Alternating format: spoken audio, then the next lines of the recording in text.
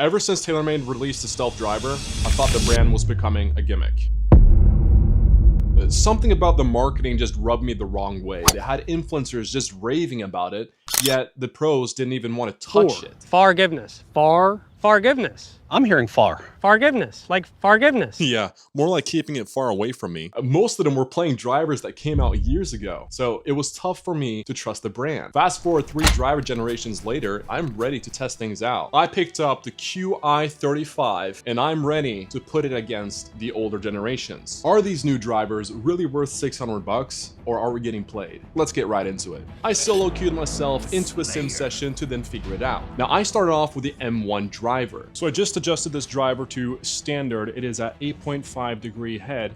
So this is a faster head than the other one. Less forgiving, but it should give me more distance technically.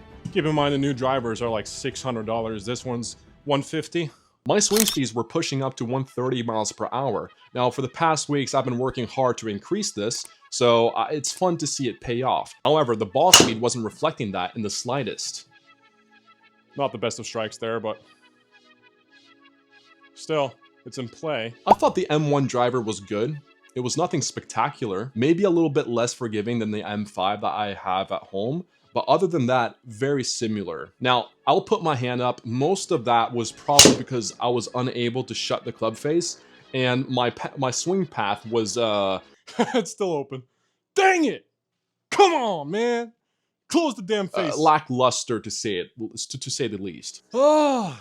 Now, at the time, I thought the video was already over just because my swing was in shambles and there was no way for me to give a good comparison with this type of swing. Early extended there. And this is where things get good. I couldn't be more wrong about that. Just check this out. It's crazy.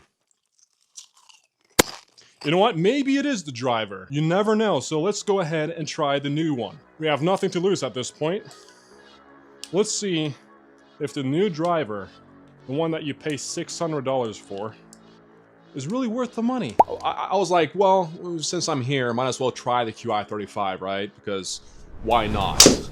Now granted, after the first swing, I wasn't really too hopeful. I mean, it had the same type of ball flight, and the miss was on brand to say the least. Well, history tends to repeat itself, doesn't it?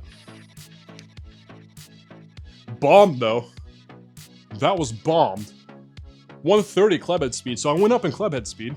Ball speed, almost 190. Oh, we might have something here. 189. You gotta be kidding me. This is a straight ball. No, I spoke too soon. Never mind. Spoke too soon. No, actually it is a straight ball. Look at that, ladies and gentlemen. What a drive. 255, perfect spin rate. Smash factor's a little bit low. 190 ball speed. Wait.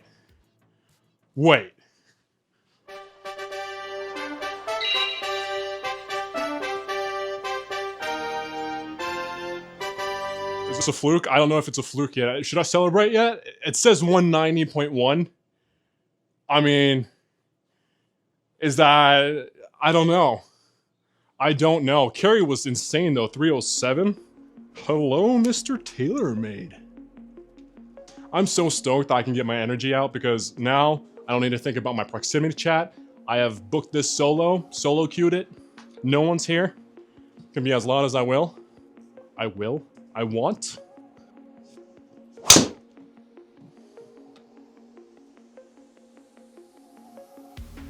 Nah, something's up. Why am I hitting it good and straight? Being an expert in the field like I am, I figured out the QI35 has a completely different weight distribution than the M1. The QI35 has the weight distributed throughout the club face, increasing the MOI. Meanwhile, the M1 driver has more of the weight in the front towards the face. Look at this, club path is better. Face to path is better. This will increase the likelihood of longer drives for the M1 driver, but make it less forgiving. That's why the QI35 is easier to use. Ain't no way. A draw!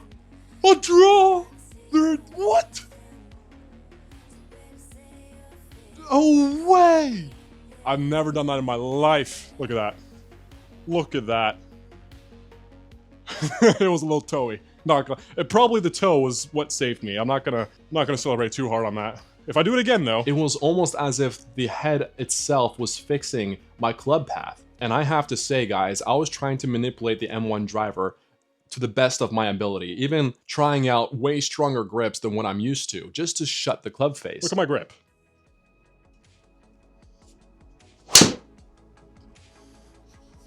Hook! That is crazy. That is not hooking like that. That is a straight ball flight, ladies and gentlemen.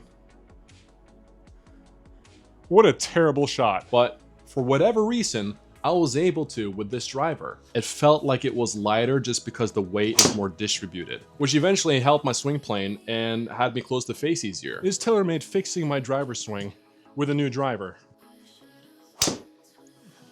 That should be left. 190 again.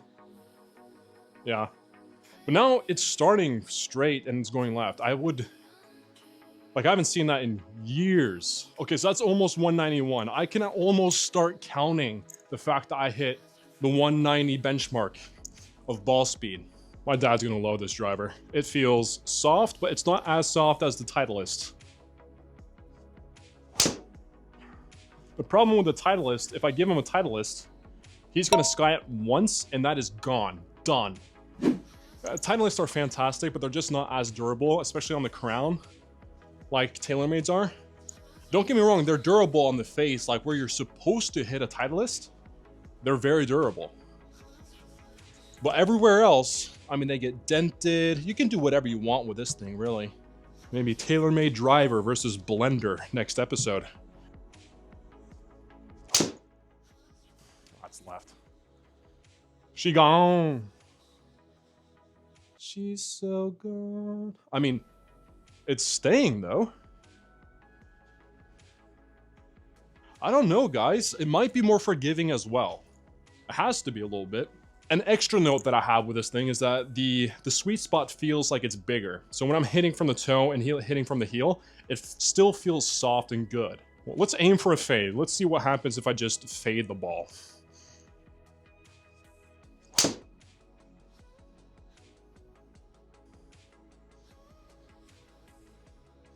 I mean, how can you not like that?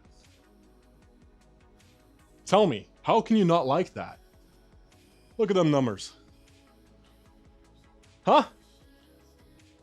That is crazy good. Okay, don't look at the club path and don't look at that because that's horrific. But everything else, crazy good. The fact that I can get those numbers with club path at -8 and a face angle of -6.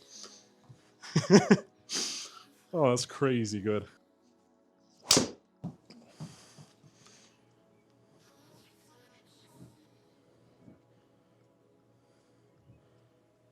Golly, it's fun to hit it. It is so much fun to hit this thing. Spin rate was a little bit high. Face angle in the positive as well. Should have closed it a little bit just to get that draw, but you know your boy can't do that. I don't have that in the bag. Haven't unlocked that item yet. I'm simply not high enough level for that skill. That's okay. If I keep on hitting drives, keep on practicing, that will come. All right, okay, let's say if I absolutely have to hit a fairway right now. There is gun to my head. I have to hit a fairway. I'm gonna aim it out left, fade it back in.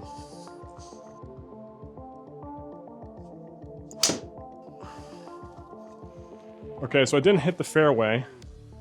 I hit the green. That does count. Yeah. Isn't that just beautiful? I'm curious, now that my drive is getting better. I'm gonna go ahead and switch back and see if I can play well with the old driver as well now, or is this actually the new driver that is enabling a better swing? Because it does feel a lot lighter in the hands, yet I'm able to find the club face throughout my swing. Shout out to Benjamin for letting me loan his driver. Very cool of him. Appreciate you, Benjamin. I'm curious, will there be a difference? Just do the fairway finder, same thing. It's way heavier. I can feel it. So it's just a different swing. My favorite club in the world is my Titleist driver. This thing is definitely outperforming my Titleist driver. Is the feel as good? No. Does it look as good over the ball? Not really, but it's a different type of look. It kind of looks like an F1 car, like a Red Bull F1 car.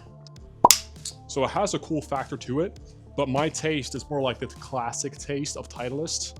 Club speed has been around 130 all day, just under 130. Okay, so I'm gonna try to get my shoulders a little bit more squared. Been a little bit like this from the start. We'll go a little bit more squared.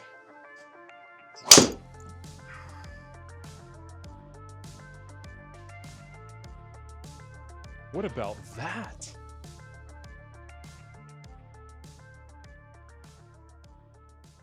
I'm almost not hitting the club face, but good results. When it comes down to it, there's no question that this is the superior driver. Now, a lot of things has happened since 2015. The technology has gotten a lot better. Prices have increased. Inflation, like the state of the market is completely different. So is it really worth $600? Here's where pay to win comes to play, because if you want the best product, you have to come out with some money. You have to pay some dough.